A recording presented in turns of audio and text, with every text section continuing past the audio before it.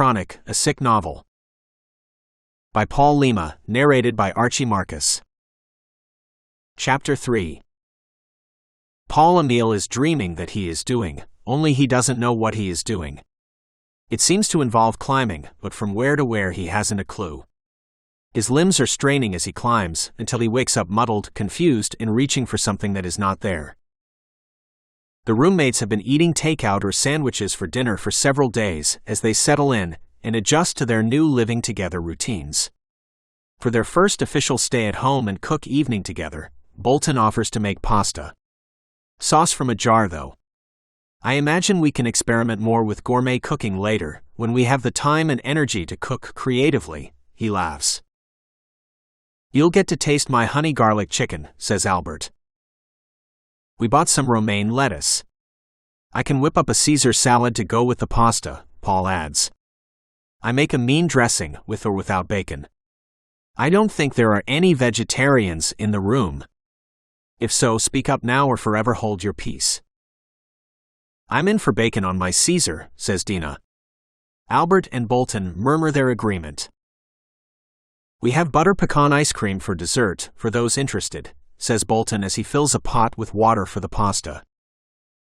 Then we've got a complete meal, carbs, protein, vegetable, and sugar, says Paul. Not the Walls protocol diet that some folks with MS are on. But healthy enough. Think I've heard of that diet, muses Albert. There are studies going on around it. Written by a doctor with MS took her from wheelchair to bike riding. She still has MS but is much better.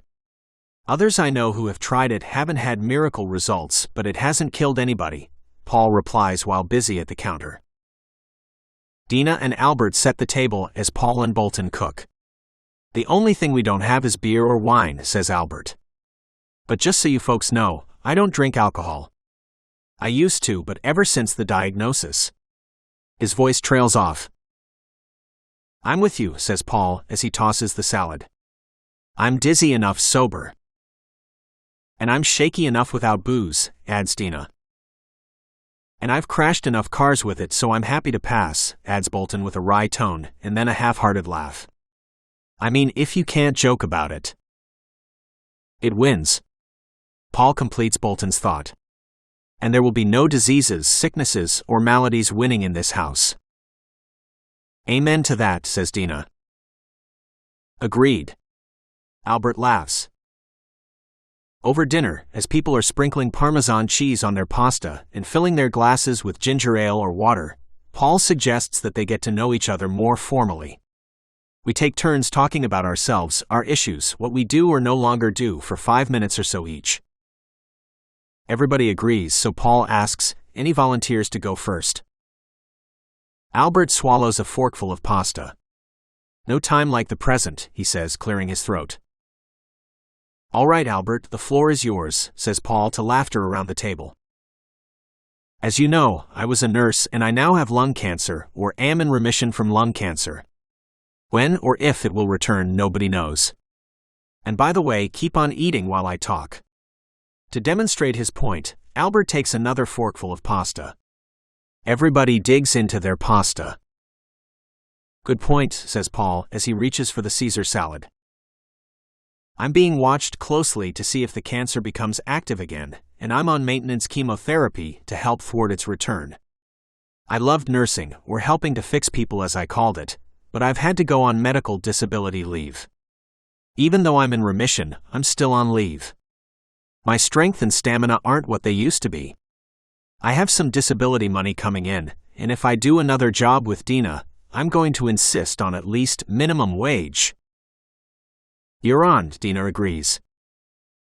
Albert takes another mouthful of pasta and chews it down. Oh, and there was my relationship with Leon. We had just moved in together when I was diagnosed. I told him he should find somebody healthy.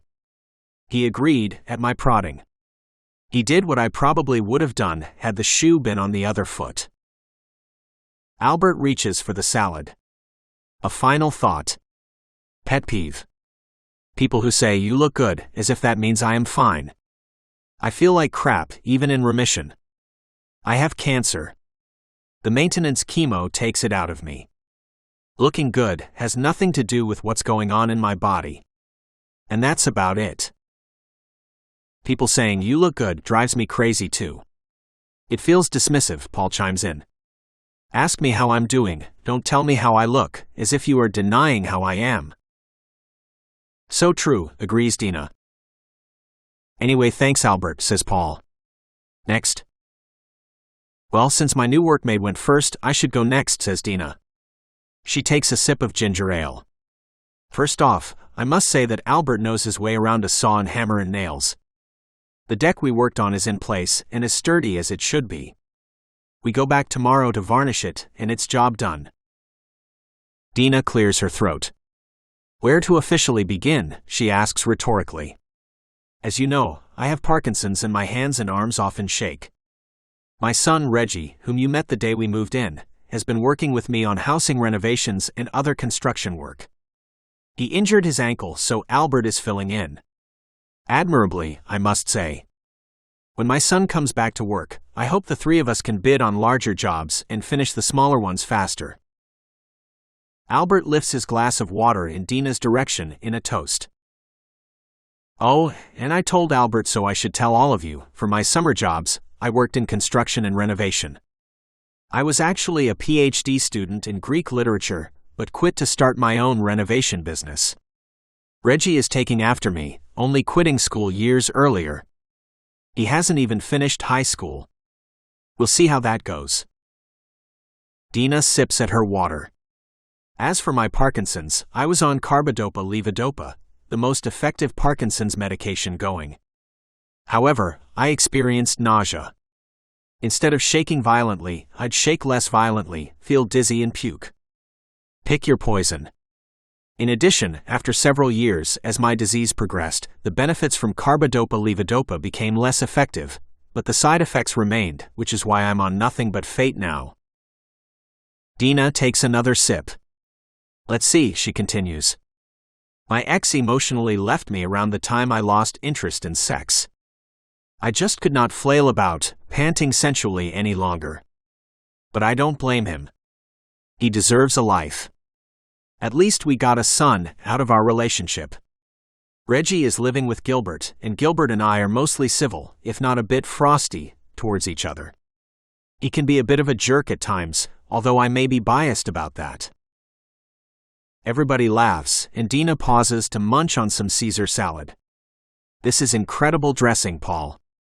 Garlicky and creamy too. She takes another bite, chews and swallows. Medication is strange. I mean, you break your arm, the doctors mend it and give you some painkillers. In 6 weeks or so, you're playing catch. With cancer, I presume you need the chemo or you die.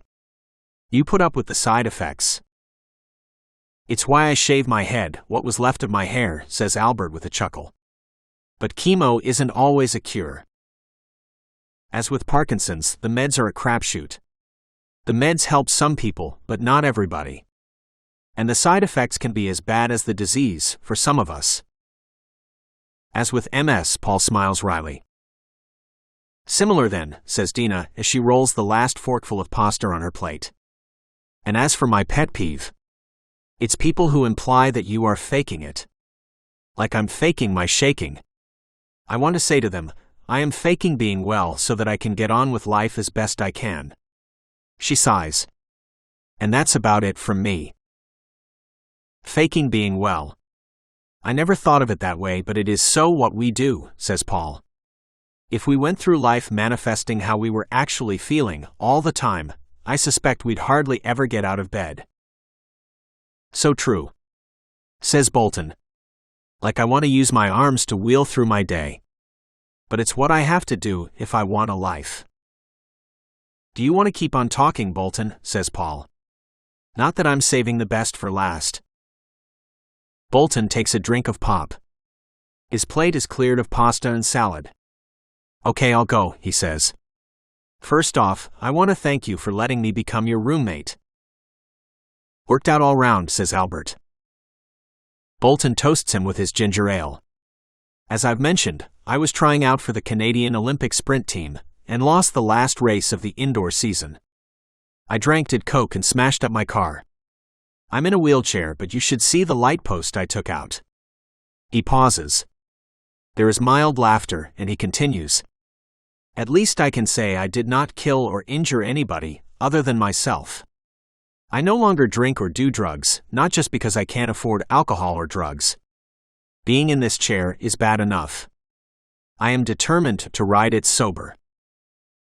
Bolton sips his pop. In other news, Paul has issued me a challenge. I'll let him talk about what I challenged him to do, but he suggested I try out for a wheelchair sprint team. Tryouts are coming up next week. And instead of looking for a job, he wondered if I might be able to sell my website design and social media marketing services. I have my first client, non-paid. I'll be creating and promoting a website for Santali, whom you met on moving day. Santali and I are no longer together because I told her she had to get on with her life. But we remain friends. We really dig each other, so friends we are. Bolton sighs, takes another sip, and continues. Anyhow, she makes dripless scented candles that we'll try to sell online. I'm building a website for her. When that is done, I'll use social media to promote it. If that works, if she sells some candles, she becomes the first client success story that I'll put on my website, which I have to build. Bolton pushes his chair back from the table and stretches his arms up, working out a kink in his back. You okay? Asks Paul. Just a kink. Happens a fair bit when your body's motion is limited. But I work through them and work them out, he says. As for my pet peeve, people know what happened to me and still ask, when are you getting out of the chair? 1. Never. And 2. Never is not something I want to think about, but thanks for asking. And with that, Paul pushes his empty pasta plate towards the middle of the table. Bolton heard me moaning about a previous client asking me to speak at a conference. When I thought I was motivating him to try out for the wheelchair racing team, he motivated me to accept the speaking job. I have called Nadir and accepted the gig. Cool, says Dina, as Paul fills his glass with ginger ale from the bottle on the table. Not sure about that, says Paul. In large part because of the progression of my MS, I've gone from relapsing remitting multiple sclerosis or RRMS, the most common type of the disease, to secondary progressive or SPMS, where you get hits that don't go away. I guess my MS lesions are spreading or multiplying, or doing whatever they do to make the disease progress. Initially I'd have tingles, pain or eye issues that would last for weeks or a month or two, and then go, and I'd be fine for a month or two, and then have another hit. But the hits didn't keep me from doing my work. Loved working as a motivational speaker and writer. Paul picks up his glass of ginger ale but does not drink. Also, now my feet are on fire and the fire never goes out. My knees are wonky and I'm kind of dizzy, which is why I walk with a cane. And as you know, I get bouts of fatigue, almost on a daily basis. They literally knock me out for 30 minutes or more, and I wake up feeling as groggy as when I passed out. Hence the fear of public speaking or passing out on stage. But I can still paint, something that was a fun hobby for me. I've set up my easel and paint in my room, and hope to get at it sooner rather than later. At least I don't have primary progressive MS, the worst kind like Martha's husband had. Something to be thankful for, I suppose. Could be worse. Feels like a perverse mantra. Paul inhales deeply. As for meds, when I was first diagnosed with MS, there were only a few meds on the market, with not very pleasant potential side effects. I tried several. Aubagio, which didn't seem to do anything, other than make me feel nauseous and give me diarrhea. Then Gilenya. Did it do anything?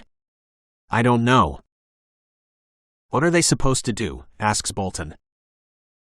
They are supposed to provide some control over the inflammation that injures nerves, reduce the frequency and severity of relapses, and ease the impact of MS symptoms. Paul swirls the ginger ale in his glass. But when I asked my neurologist, to what extent do they reduce the frequency of relapses? She said one couldn't be sure. To what extent do they reduce the impact of hits? Same answer. I can't say that they helped me because my disease progressed. My neurologist says it might have progressed faster without them, but nobody knows for sure. Anyway, I decided to go med-free about 3 years ago. Paul takes a deep breath. There are more meds on the market now for RRMS folks, but I don't take anything. One med seems to work for one person but not for another person. Some people get side effects with no benefits. Some get benefits with no side effects. It's a bizarre world. I did try medical marijuana for 3 months about a year ago. Had all the symptoms I have but spent more time at Tim Hortons eating donuts. Paul grins at the memory and everybody laughs. Albert says, I take CBD oil before I go to bed. It's made from marijuana but with THC, the element that gets you high, removed. It seems to relax me and helps me sleep, but it sure as hell isn't going to cure me. Maybe I should try it, says Dina. From what I've heard, it can't hurt. And if it helps. Happy to let you try mine, says Albert. And maybe I should try the Walls Protocol diet, says Paul. It seems to have helped some people with MS, but not everybody. However, it hasn't hurt anybody, unless you count the increased cost of food and the complexity of making it. Everybody laughs at this, and Paul continues. I too have a pet peeve.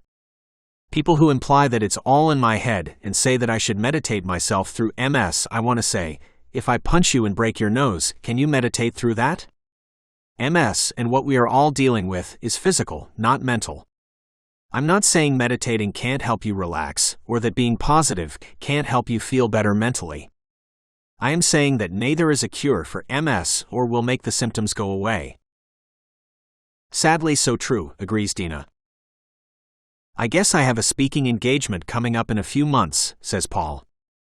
I think I'll go to bed now, and one of you can wake me the day before I'm supposed to speak. Maybe I'll be so rested I won't pass out while talking. Paul lifts his glass of ginger ale and takes a long drink. It's all so bizarre, adds Albert. Cancer. You get treatment and you go into remission, or you don't. Neither outcome has anything to do with your attitude or with you as a person. Sometimes you get treatment and you die. Or there is a disease-modifying drug that may or may not help alleviate symptoms, but it won't cure you, says Dina. Overall, it's a crapshoot.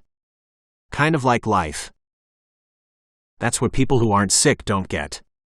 We got hit by the bus. They could get hit tomorrow, Paul says. So true, sighs Albert. And why is it that people who have no maladies assume that people with disabilities or diseases must be miserable? I was initially, says Paul. As was I, says Bolton. Me too. Big time, adds Albert. But you need time to adjust and work through it. I get the feeling that we've all adjusted. I'm sure we have our moments, but we've learned how to adjust and live with whatever plagues us, says Dina.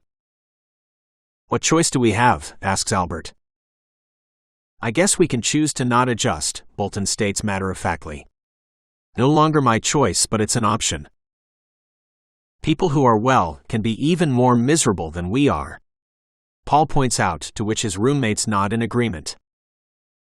And with all that in mind, who wants butter pecan ice cream for dessert? Asks Bolton. Definitely not on the Walls diet, says Paul. But neither am I yet, so I'll take a healthy scoop. I'm with you, says Dina. Count me in, adds Albert. 4 bowls of pecan ice cream coming up, says Bolton as he wheels away from the table and heads towards the fridge. Chronic, a Sick Novel. By Paul Lima, narrated by Archie Marcus. Chapter 3. Paul Emile is dreaming that he is doing, only he doesn't know what he is doing. It seems to involve climbing, but from where to where he hasn't a clue. His limbs are straining as he climbs, until he wakes up muddled, confused, and reaching for something that is not there. The roommates have been eating takeout or sandwiches for dinner for several days as they settle in and adjust to their new living together routines. For their first official stay at home and cook evening together, Bolton offers to make pasta. Sauce from a jar, though. I imagine we can experiment more with gourmet cooking later, when we have the time and energy to cook creatively, he laughs. You'll get to taste my honey garlic chicken, says Albert. We bought some romaine lettuce. I can whip up a Caesar salad to go with the pasta, Paul adds.